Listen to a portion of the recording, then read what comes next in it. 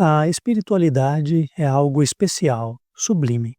Ela nos proporciona momentos extraordinários de experiências com Deus e com a atmosfera celestial. No instante dessas experiências espirituais, nós sentimos paz interior, uma alegria profunda, uma sensação de transcendência.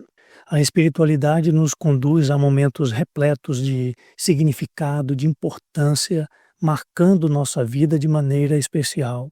Percebemos que a espiritualidade é muito diferente da nossa rotina cotidiana. A vida comum está cheia de atividades simples e corriqueiras, como estudos, trabalhos e tarefas domésticas. E isso acaba nos passando a ideia de que há uma separação entre as duas realidades, como se a espiritualidade fosse um espaço exclusivamente sagrado, com oração, com revelações e coisas sobrenaturais, enquanto a vida cotidiana parece ser algo totalmente profano. Diante dessa percepção, surge a necessidade de sabermos como conciliar a espiritualidade com a vida cotidiana. Por um lado, gostaríamos de permanecer apenas nas delícias espirituais, mas, por outro, nós temos compromissos, obrigações a cumprir ao longo da semana. Esse dilema se compara à experiência no Monte da Transfiguração. Pedro, Tiago e João contemplaram a glória de Cristo e não queriam descer daquele lugar. Após experimentar intensamente a presença divina, as atividades comuns parecem perder seu sentido e seu brilho. Com isso, nós precisamos aprender a equilibrar essas dimensões da vida. Como podemos realizar as tarefas cotidianas sem, ao mesmo tempo, perder a intensidade da espiritualidade?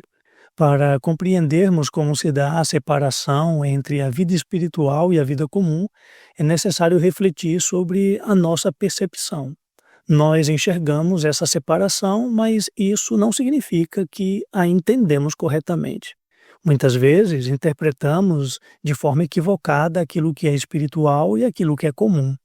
Nós temos a tendência de pensar que no momento da adoração e da oração nós estamos no sagrado, servindo a Deus. Por outro lado, no momento dos afazeres cotidianos, nós sentimos que estamos no comum e no profano, servindo apenas a nós mesmos. Mas, segundo a Bíblia, essa interpretação está desalinhada com os princípios divinos. A palavra de Deus nos dá uma visão mais clara sobre essa separação por meio da lei dos votos de consagração. Nesse ensinamento bíblico, nós descobrimos como o sagrado e o comum se relacionam e como é possível harmonizar os dois. A espiritualidade não deve ser vista como um elemento distante da vida cotidiana, mas como algo que permeia todas as áreas da existência. E nossa vida diária, quando vivida com Deus e para Deus, também pode ser parte do serviço espiritual. A primeira coisa que podemos ver nesse texto da Escritura é como era o voto de consagração. O voto de consagração possuía um caráter especial na espiritualidade de Israel. É importante lembrar que Israel era o povo de Deus no Antigo Testamento e que sua cultura carregava significados espirituais que se tornavam um sinal de Deus para todas as nações.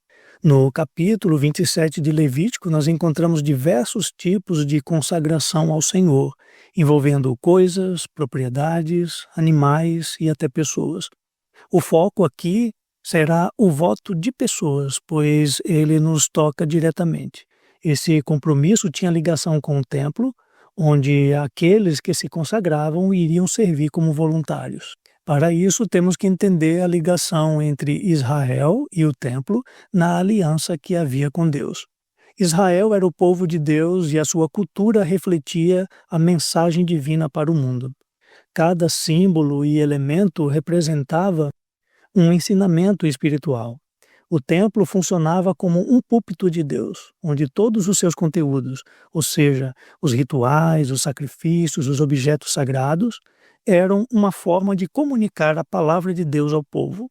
Com isso, o voto de consagração estava diretamente relacionado à participação e à divulgação da Torá, da palavra de Deus, cumprindo um propósito na revelação divina. O verso 2 nos mostra como o voto era individual. O voto de consagração era um ato particular, pessoal e voluntário, podendo ser feito tanto por homens quanto por mulheres. No verso 8, nós vemos que o voto não fazia distinção de classe social. Vemos que ele poderia ser praticado por ricos e pobres, demonstrando que o serviço a Deus estava acessível a todos. No verso 6, descobrimos que o voto poderia incluir crianças de 1 mês a 5 anos, como aconteceu no caso de Ana, que consagrou Samuel para servir no templo.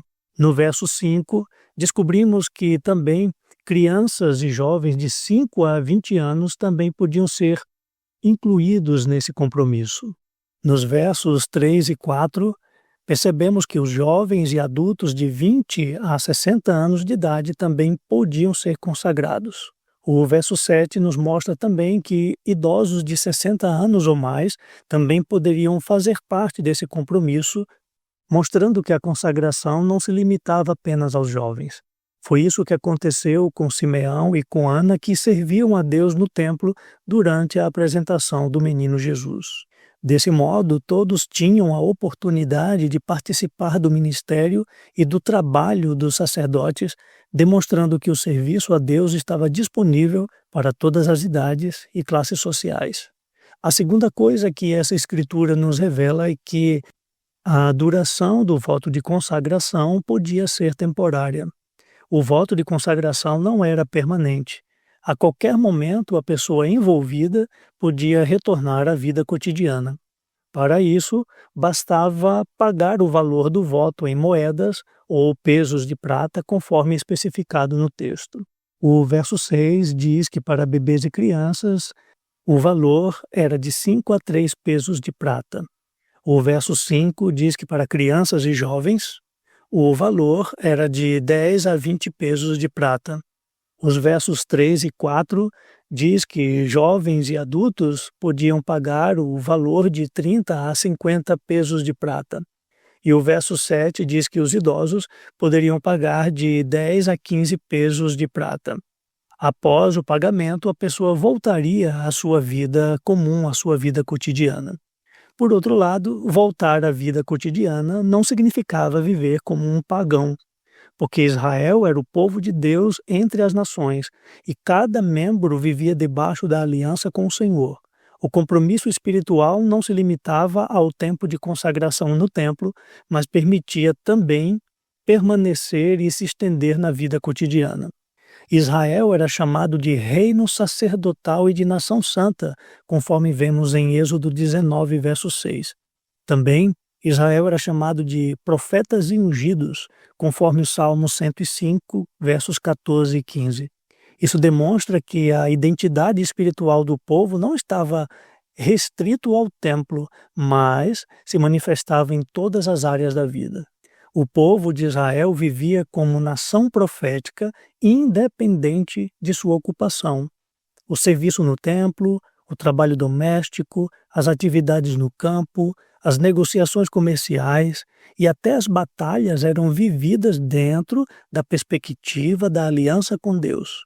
A vida comum de Israel, portanto, era espiritual aos olhos do Senhor. O voto de consagração era um tipo especial de espiritualidade, alinhado à espiritualidade do cotidiano.